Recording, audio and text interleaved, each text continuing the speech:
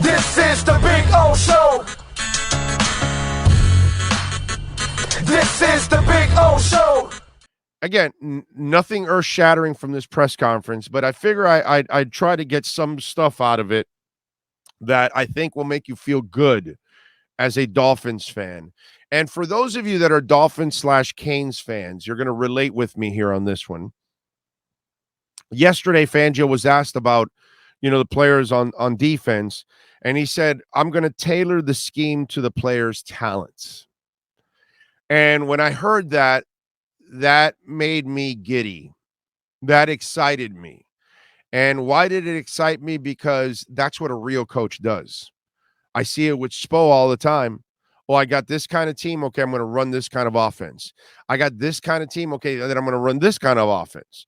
Okay, I got this kind of team. I'm going to run that kind of offense, right? Because what you run with the big three is different than what you run with the big scrubs when you win 31-10, just like what you're running now with a whole bunch of 2-point players in a 3-point world. So you end up running all kinds of offenses if you're Spo, and you're adjusting to what your talent is, right? You got a bunch of 3-point shooters, you can allow them to shoot a bunch of threes. You don't, then you've got to draw some stuff up where you're more around the paint, attacking the glass, those kind of things, right? It all changes. It's different kinds of offenses, and you've got to change. So let me ask you something, Canes fans. How did Josh Gaddis do last year? Remember what we talked about all year, right? Remember how pissed I was at Josh Gaddis, that he inherited a spread offense and immediately he did the Jimmy Johnson boneheaded shit. Another reason why Jimmy Johnson's so freaking overrated. He got to the Dolphins and he thought he could run the Dallas offense without the Dallas line or the Dallas running back. Josh Gaddis got here and thought he could go run the power running scheme when he didn't have that kind of an offensive line. All right. Didn't really have that kind of a run game. And then his quarterback is a guy that actually excels at spread.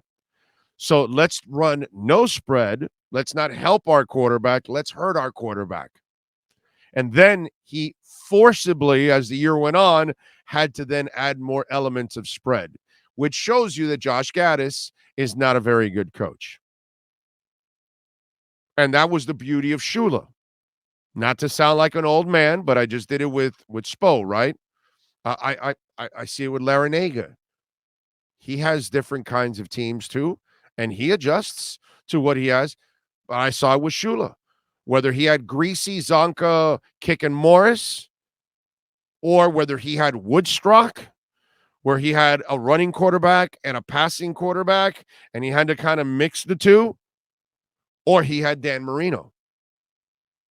3 completely different types of offenses and teams. That's what a great coach does. He adjusts to whatever he has out there on the court, the field, the ice, you name it. And when Fangio said, I am going to cater it to my guys, I love it. Because when you inherit a team or you take over a new business, everything's not in place for you, right?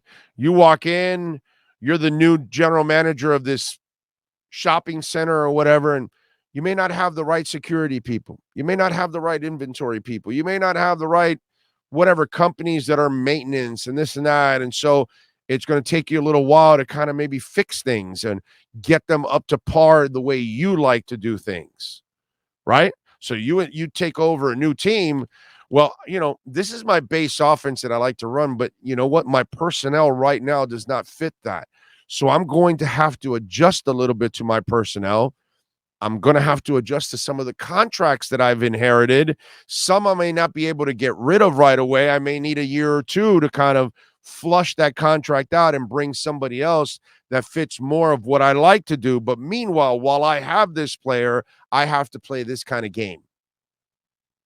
And to me, I thought that was a beautiful thing that he said right there, because I think that that's imperative in every coach at every level, because teams will change from year to year. Last year the Heat was deadly from 3-point range. Now they're absurdly terrible from 3-point range. You know what I'm saying? So the coach has to adjust to what he has now, right? Worst scoring team, one of the better top 10 defenses in the NBA. So you're still playing defense because you have to play defense because you can't score. So you've got to make sure you got to play the best defense possible that you can play so it can keep you in the game, because your offense can't keep you in the game. It can't carry you. You got to adjust. And that's what Spo does magnificently every single year, every half year, because he gets injuries and then he has to change things mid-season or whatever. And that's where I got to tell you that I love what Fangio said yesterday on that, because I think that is something very, very important.